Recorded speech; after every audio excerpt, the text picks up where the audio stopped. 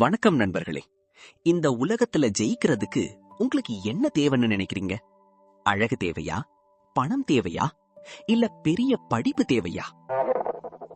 நிச்சயமா இல்ல. வரலாற்றை எடுத்து பாருங்க. உலகத்தை ஆண்ட தலைவர்கள் யாரும் பெரிய அழகனா இருந்ததில்ல. ஏன், பல பேர் பெரிய பணக்காரனா கூட இருந்ததில்ல. ஆனா அவங்க கிட்ட ஒரு விஷயம் இருந்துச்சு. அதுதான் அவங்கள உச்சாணி கொம்புல ஏத்தி வச்சது. அது என்ன தெரியுமா? பேச்சு. ஒரு சாதாரண மனுஷனை தலைவனா மாத்துறதும் பேச்சுதான். ஒரு தலைவனை ஜீரோவா மாத்துறதும் பேச்சுதான். நீங்க எவ்வளவு பெரிய அறிவாளியா வேணா இருக்கலாம். ஆனா அந்த அறிவை 4 பேருக்கு புரியுற மாதிரி பேச தெரியலன்னா உங்க அறிவு குப்பையில கிடக்கிற வைரத்துக்கு சமம். யாருக்கும் பயன்படாது. 2300 வருஷத்துக்கு முன்னாடியே சந்திரகுப்த மௌரியன் அப்படிங்கிற ஒரு சாதாரண பையனை பிடிச்சு அவனுக்கு ராஜதந்திரங்களை சொல்லி கொடுத்து அவனை இந்தியாவுக்கே சக்கரவர்த்தியா மாத்தினார் சாணக்கியர். அவர் அவனுக்கு சொல்லி கொடுத்தது வெறும் வாள் சண்டை மட்டும் இல்ல, வார்த்தை சண்டை. சாணக்கியர் அர்த்த சாஸ்திரத்துல சொல்றாரு, உலகத்தை ஆள நினைப்பவன் முதலில் தன் நாவை ஆள வேண்டும். நாக்கு ஒரு சிறிய தசைதான், ஆனால் அது உருவாக்கும் தாக்கம் ஒரு பெரிய போரை விட வலிமையானது. இன்னைக்கு நம்ம பார்க்க போறது அந்த சாணக்கியர் சொன்ன பேசும் கலைக்கான 7 ரகசிய விதிகள். இத நீங்க கத்துக்கிட்டீங்கன்னா உங்க ஆபீஸ்ல உங்க பாஸ் உங்களை மதிப்பாரு. உங்க வீட்டுல உங்க வார்த்தைக்கு மரியாதை கிடைக்கும். ஒரு மேடையில நீனா கைத்தட்டல் காது கிடியும். முக்கியமா நீங்க யார வேணா உங்க பக்கம் ஈர்க்கலாம். தயாரா இருங்க. இது வெறும் வீடியோ இல்ல, இது உங்களுக்கான பேச்சு பயிற்சி. வாங்க, சாணக்கியரின் ராஜசபைக்குள் நுழைவோம். விதி 1, கேட்பதே பாதி பேச்சு. The art of listening. முதல் விதி, இதுதான் எல்லாத்துக்கும் அடிப்படை. சிறந்த பேச்சாளன் என்பவன் முதலில் சிறந்த கேட்பவன். நம்மள பல பேர் என்ன பண்றோம்னா, ஒருத்தர் பேசிக்கிட்டு இருக்கும் போதே இவர் எப்ப முடிப்பாரு, நம்ம எப்ப நம்ம கதையை சொல்லலாம் அப்படின்னு யோசிச்சுட்டே இருப்போம். இது மிகப்பெரிய தப்பு.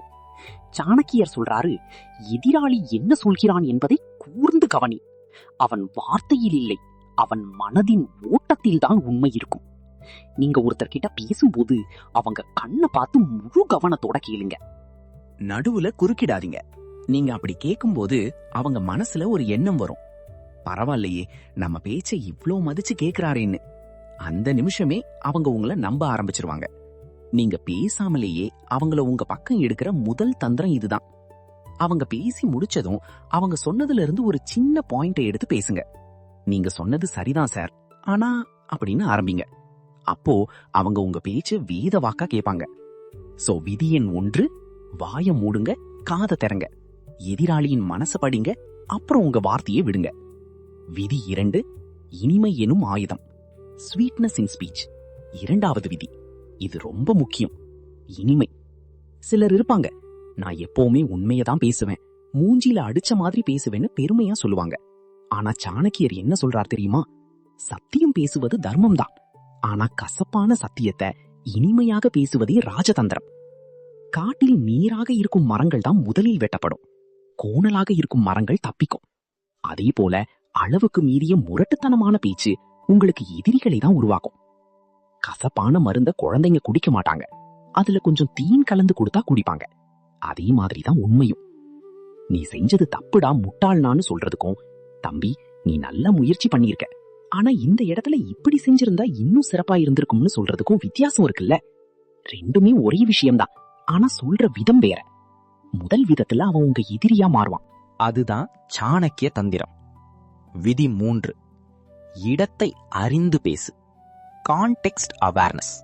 3வது விதி இதுதான். புத்திசாலித்தனம், இடம், பொருள், ஏவல். சாணக்கியர் சொல்றாரு, அறிவாளிகள் சபையில் அறிவாக பேசு, முட்டாள்கள் சபையில் அமைதியாக இரு. எல்லா இடத்துலயும் ஒரே மாதிரி பேசக்கூடாது. ஒரு கல்யாண வீட்டுக்கு போறீங்க, அங்க போய் சோக கதையை பேசக்கூடாது. ஒரு துக்க வீட்டுக்கு போறீங்க, அங்க போய் ஜோக் அடிக்க கூடாது. ஒரு பாஸ் கிட்ட பேசும்போது இருக்கிற பணிவு ஒரு நண்பன் கிட்ட பேசும்போது இருக்கக்கூடாது. நம்மள பல பேர் பல்பு வாங்குறதுக்கு காரணமே இதுதான். சம்பந்தமே இல்லாத இடத்துல சம்பந்தமே இல்லாத விஷயத்தை பேசுறது. நீங்க பேச ஆரம்பிக்கிறதுக்கு முன்னாடி ஒரு செகண்ட் யோசிங்க. இது பேச வேண்டிய இடமா? இது பேச வேண்டிய நேரமா? இவங்க நம்ம பேச்ச கேட்கிற மனநிலையில இருக்காங்களா? இந்த 3க்கும் ஆம்னு பதில் வந்தா மட்டும் வாயை தரங்க. இல்லன்னா அமைதியா இருக்கிறது தான் கெத்து. தகுதியற்ற இடத்துல நீங்க பேசுற தகுதியான பேச்சு கூட குப்பைக்கு தான் போகும். வைரத்தை வைரம் வியாபாரி கிட்ட காட்டுங்க, இரும்பு கடைக்காரங்கிட்ட காட்டாதீங்க. விதி 4, சுருக்கமாக பேசு. Brevity is power. 4வது விதி இதுதான் பவர்ஃபுல். குறைவாக பேசு. அதிகமா பேசுறவன் எப்பவுமே உளறிடுவான். இது சாணக்கியரோட கோல்டன் ரூல். வார்த்தைகளை அளந்து பேசுங்க. தங்கத்தை எப்படி கிராம் கணக்கில் அளந்து கொடுப்போமோ அதே மாதிரி வார்த்தைகளை அளந்து வீசுங்க.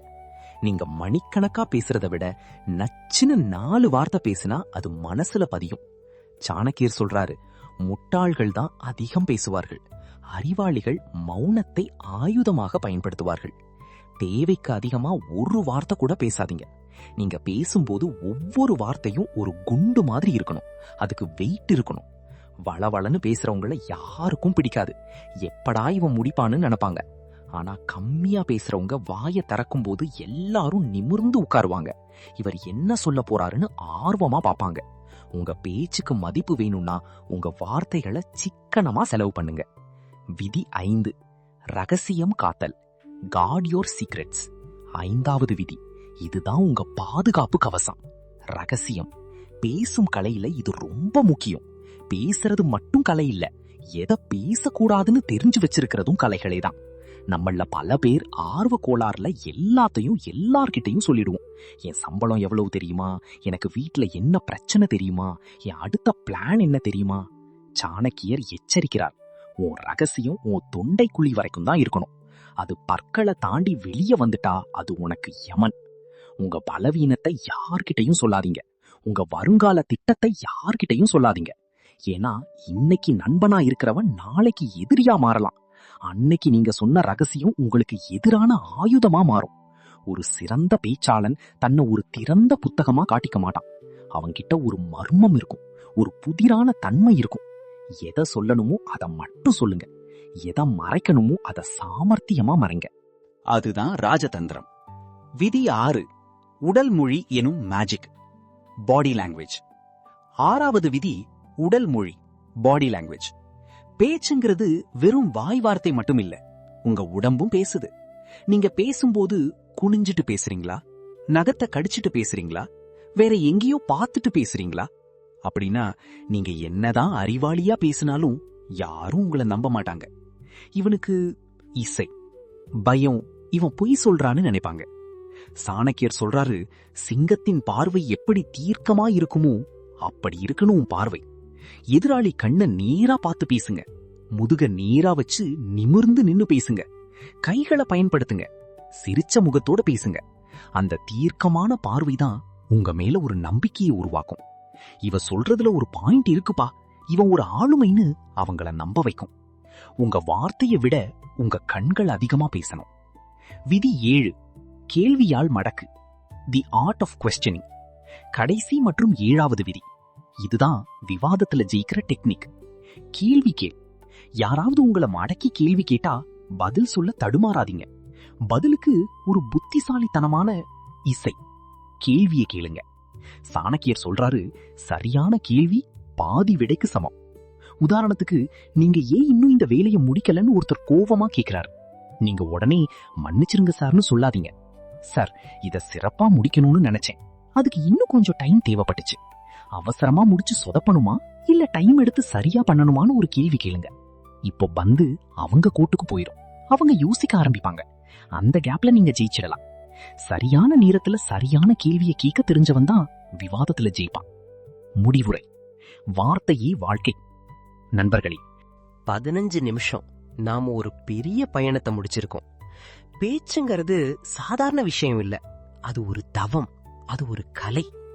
சாணக்கியர் சொன்ன இந்த 7 விதிகளையும் நினைவில் வச்சுக்கங்க.